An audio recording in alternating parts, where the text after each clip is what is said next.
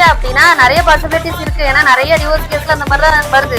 ஏன்னா இந்த மாதிரி ஹஸ்பண்ட் அண்ட் ஒய்ஃப் வந்து டிவோர்ஸ் பண்ணும்போது ஹஸ்பண்டுக்கு வந்து கொடுக்க விருப்பம் இல்ல. ஏன்னா அவர் வந்து நிறைய வீடு வாசல் எல்லாம் வச்சிருப்பாரு. அவதான் நம்ம வாழ்க்கையை விட்டு போறா, அவளுக்கு என்னத்துக்கு நமக்கு கொடுக்கணும், எப்படியோ அவ அடுத்து வாங்கிட்டு வேற கல்யாணம் தான் கட்ட போறா. அப்படி அவங்க சொகுசா வாழ நம்ம கொடுக்கணுமோ நம்ம சொத்துன்னு சொல்லிட்டு நிறைய ஹஸ்பண்ட் என்ன பண்றாங்க, இந்த மாதிரி அவங்களோட ஃபேமிலி சிஸ்டர்ஸ் மதர்ஸ் அந்த மாதிரி ஃபாதர் அந்த மாதிரி டிரான்சாக்சன் பண்ணிடுறாங்க அவங்களோட ப்ராப்பர்ட்டிய.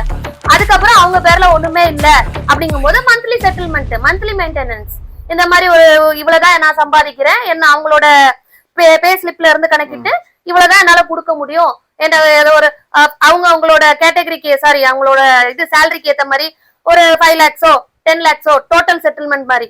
சோ அந்த மாதிரி கூட செட்டில் பண்றாங்க. இல்லன்னா மந்த்லி ஒரு 5,000 தரேன் 10,000 தரேன், என்னால என்னோட வரவுக்கு அதுதான் கொடுக்க முடியும் அப்படின்னு பஞ்சப்பாடு பாடிட்டும் போறாங்க கோர்ட்ல. சோ இந்த மாதிரி நிறைய பாசிபிலிட்டிஸ் இருக்கு. அதனால மேபி இது வந்து நிறைய சான்சஸ் இருக்கு இந்த மாதிரி